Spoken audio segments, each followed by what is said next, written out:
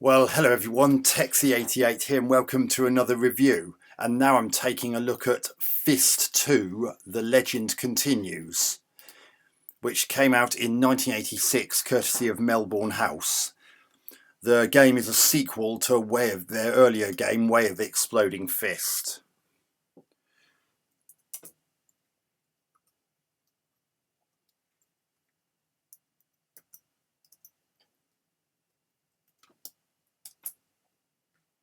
So, keyboard, define keys.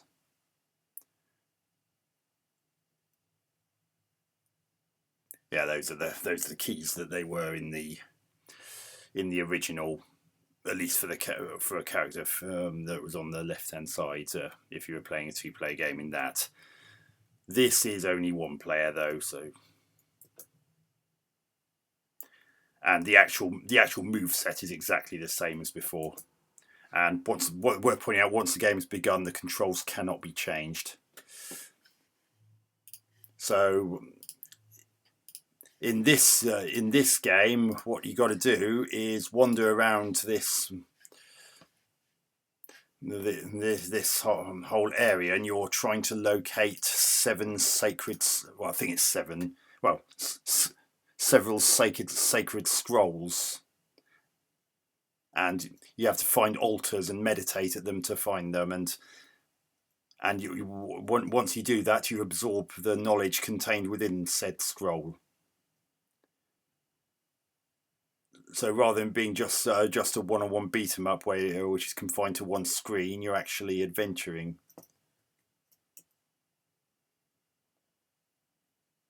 And I have to admit, the actual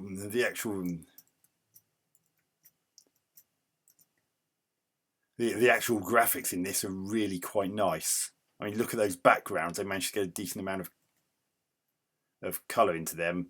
Admittedly, in order to do that, they had to have the character by character square movements to avoid considerable colour clash. I mean, I can see there's a little bit of bleed anyway, but it would have been a lot worse if they'd tried to do smooth scrolling with that level of colour in it. And occasionally you come across an enemy and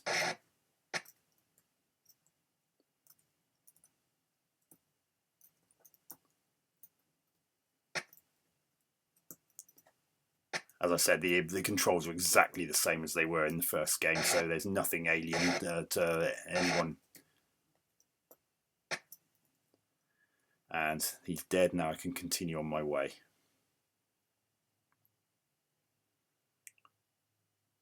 I have to admit, I don't think the people are as well drawn as they were in the first game. They're animated fine. The animation on him is fine. It's just when it comes to the actual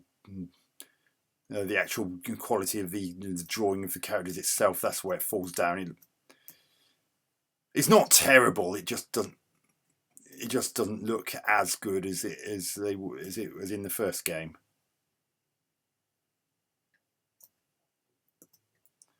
Another problem I have is it's sometimes hard to tell which way you're supposed to face when using these ladders, because they only work in one direction. I mean, look at that. You'd think that given that it's on the right-hand side of that hole, that you'd have to be on the left-hand side of the ladder in order to go up it, but no. Figure that one out if you can.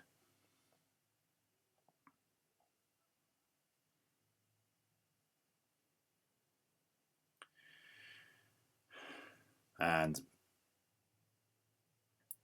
obviously you have to find the scroll and then take them to the altar. So I found one of the scrolls. The one I've picked up is it's shown in the top right corner underneath the word lives, that sort of green U-shaped thing. What you've got to do is find you have to go to a very specific shrine and meditate at that. Whenever you find a shrine and meditate at it, whether you've got where you've got the scroll it requires or not, if you have the scroll that it's after, then it will highlight, and if you haven't, then it'll show you the symbol of the one that you need in order to get that. And then once you've found that particular scroll, you then go You then go back to the... Oh, that's obviously an area which is poisoned in some way because my energy was draining.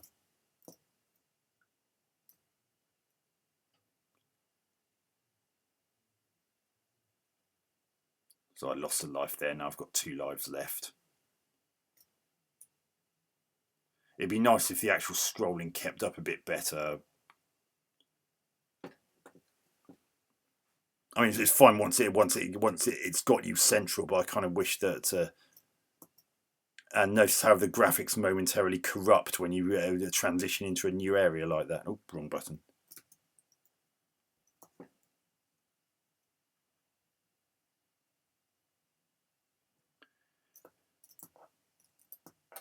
Another problem I have with this game is that everywhere starts to look a bit samey, so it's really easy to get lost.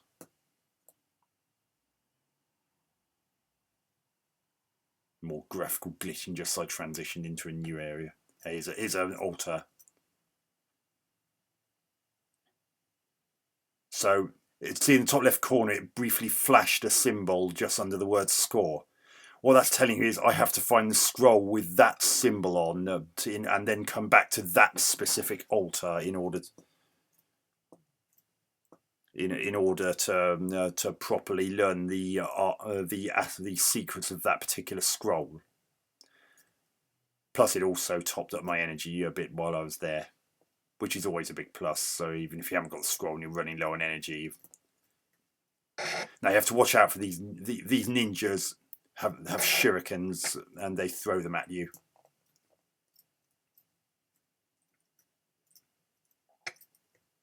The jumping kicking animation's fine, but the actual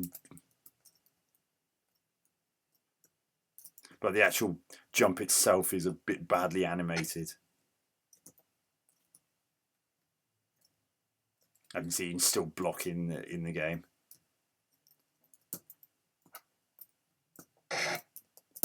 And it's got the same crunchy sound effects as in the first game, which is a plus as well, because that is a great sound effect. And my energy bar is in the bottom left corner. The ninjas is in the bottom right corner. So there's never any doubt as to when when one of you is near death's door.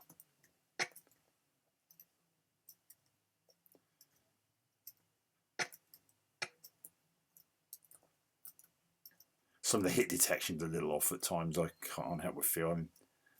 I mean, admittedly, he blocked that kick just then, but God, stop blocking.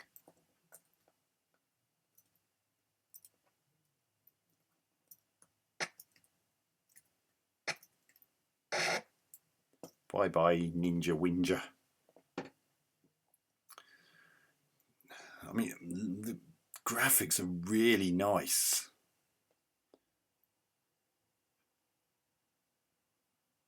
I mean, you actually do feel like you're running through this sort of legendary world, and it does in a way captivate you, despite the fact it's an 8-bit. Well, this guy's got a considerable amount of energy.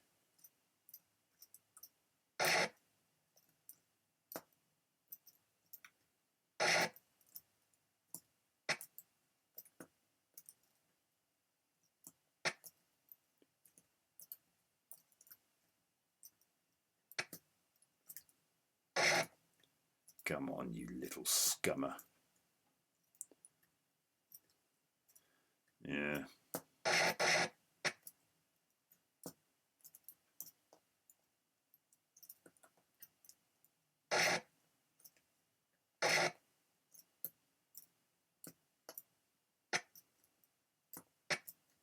Come on, nearly got you. Oh, come on. Oh, God. There you got you. Yeah, I'm running very low on energy, so I hope I can find another shrine.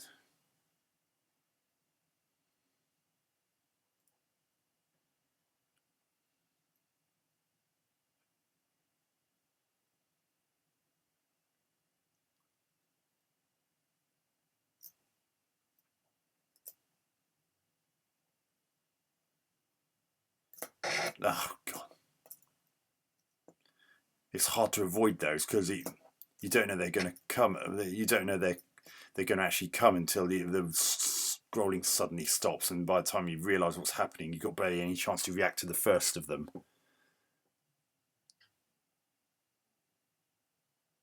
And as you saw, you can strike them.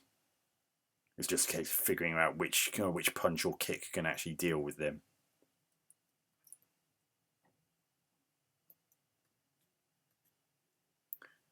Turning around the opposite direction is a little bit trickier in this game because the spinning kick that happens if you do that movement and keep it going to hold it down for its full rotation is it's a lot quicker than it was in the first game. Oh, another scroll. That's not the one I'm after for that shrine I found. You see it's another symbol between where it says score and high score. So if I were to go back to that shrine I found, that would not be any good because that's not the shrine for that particular skill.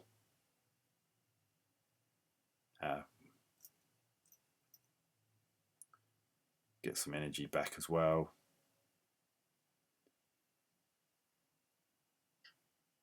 That's the skill for that particular.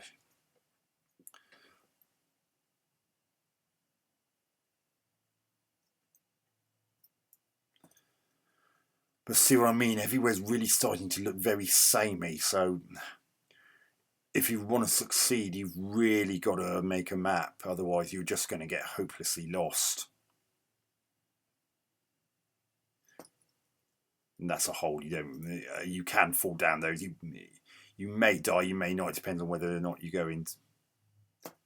That's another scroll. As I said, I don't know how many actual scrolls you have to find. I can't remember.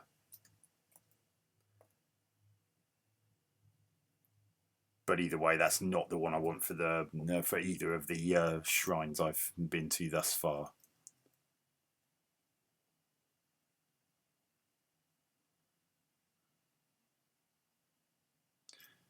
And it also help if it gave you a better clue as to whether or not you're going into a dead end when you're in those cabins, or whether you're going to another bit where you can actually go through what looks like a solid wall, like I did just then.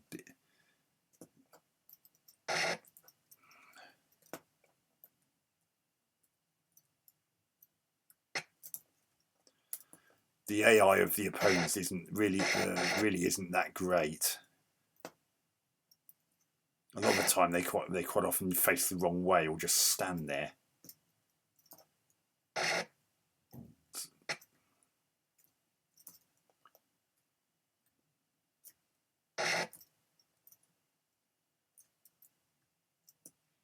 Sometimes the foreground detail, like these like these pillars of rock that are in the way here, are just that, in the way. So it's a little bit hard to make out sometimes whether or not you're going to be at the correct distance to hit, because you can't, for instance, do a kick if you're too close for it to land. See, look, you can't even see when they're blocking sometimes because all the foreground scenery is in the way.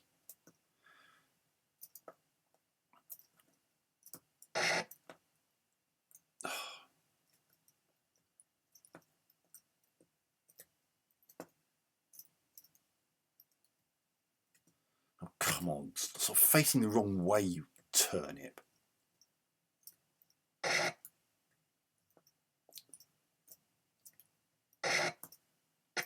Got ya. Now I can go on my merry little way.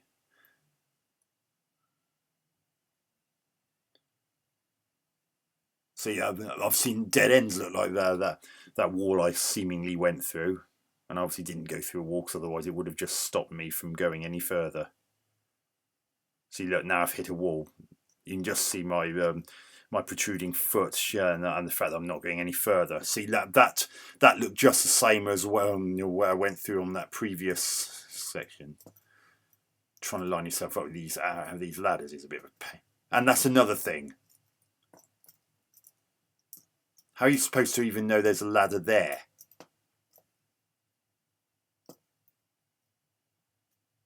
I mean, it's only because I went up there that I know that there's a top of a ladder there, but otherwise I wouldn't have had a clue that was there.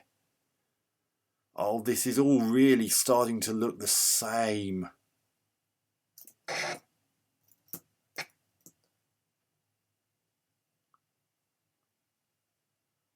See, I'm seeing the same mountains in the background, what looks like the same palm trees and the like.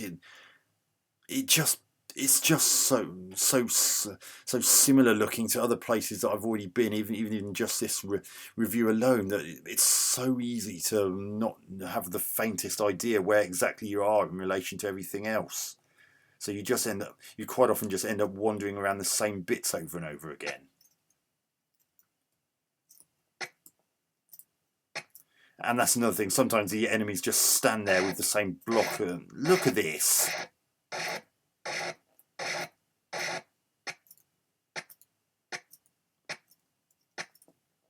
Oh, God. This is bad AI.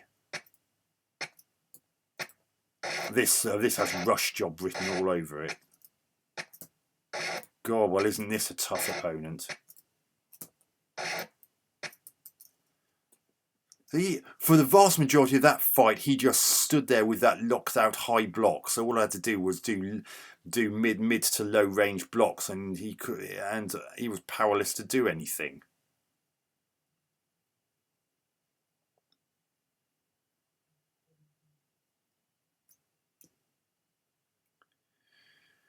Yeah, and you don't take falling damage in there.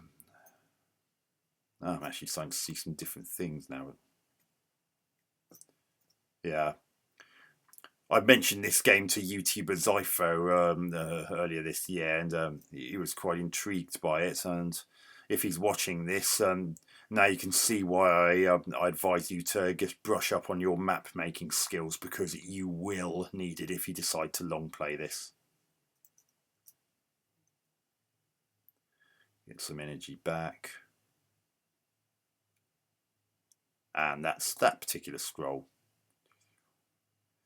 I think, given the distance between adjacent scrolls that I've picked up and the like, I get the feeling there could be 9 scrolls you have to collect. Yeah. Can you imagine the fact there was no save states back in the day or anything? And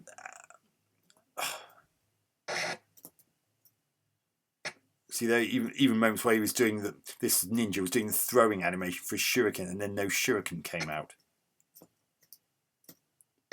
Oh God, it's so. Oh, God. I mean, on paper, this must have sounded like a really great idea for a sequel, but because everywhere just looks so similar, and you keep getting hopelessly lost, it did actually put a lot of people off. I get I mean, at the very least, it wouldn't surprise me if it didn't put a lot of people off it. I mean, as well as the main game, there's also a versus mode, which is essentially like the first way of the Exploding Fist, but with the same sort of quality of sprites as this. And oh God, here we go. Now he's got stuck in that same pose. Yeah.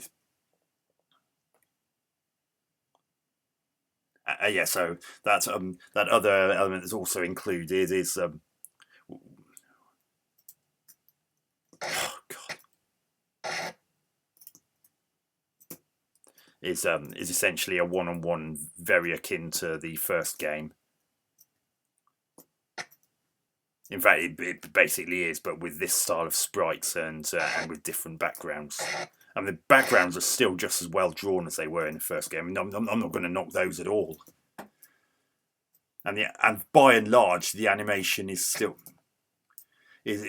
really good in this. It's just that the sprites are not as well drawn. Just the overall look of the characters isn't quite up to the same high standard as it was in the first game. Ugh. Oh, I've died. I've lost a life. So if you lose a life, you either go back to the beginning or to the last shrine that you meditated at. But I'm actually going to leave the review there because it's not a quick game, as you can probably tell, because you've got what I believe are 9 scrolls to find and take them to the very specific shrine for that flashed them up when you first met it. And a symbol, one of those green scroll symbols, will turn white if you've picked up, or I think it was white, if you picked up the scroll for the particular shrine you visited. And then you don't have to worry about that one again.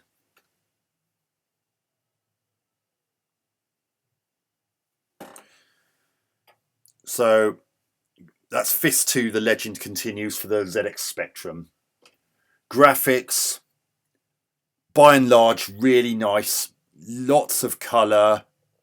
And they managed to keep attribute clash to a minimum, which is also helped by the fact that it uses 8 by 8 pixels scrolling instead of smooth scrolling. Which unfortunately does look a little bit jerky, but it's still, if they're going to use this kind of colour, there wasn't really much choice. It would have, the colour clash would have been absolutely hideous if they used smooth scrolling with that level of colour in it.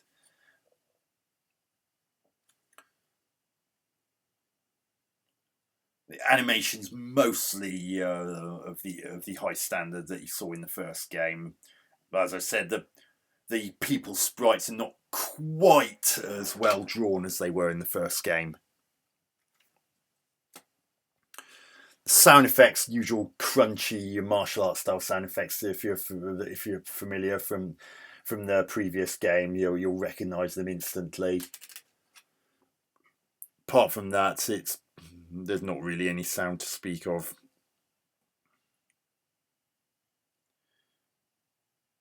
Gameplay, well, the controls are exactly the same as in the first game, so if you're used to those, then you'll have little to no problem with this.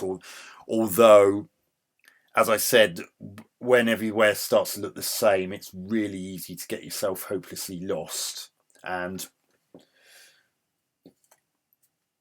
there are some bits where it's hard to tell whether or not, particularly in the caverns, whether you can proceed on or whether you're just going to hit a wall. It could have done with a bit more differentiation between the two. Whenever that is the case, you saw some examples earlier, for instance,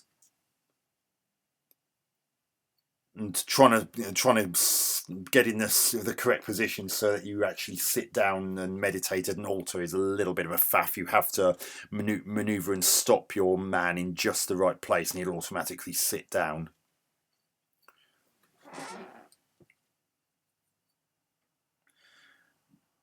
But the big problem is it all does get rather repetitive and dull before too long. A lot of the time you're just wandering around, and you may get the odd section of panthers or whatever those things are, and as you saw, the odd human martial arting foe here and there. But apart from that, the action is a bit sparse, and it all gets quite old pretty quickly. So I'm going to give Fist 2, The Legend Continues on the Spectrum 6 out of 10. If only they could have made the backgrounds more differentiated from one another to make it not look like you're just going round and round and round in circles, then perhaps it would have been far more preferable. So anyway, I hope you enjoyed this review. Catch you on another one soon. Texie88 out.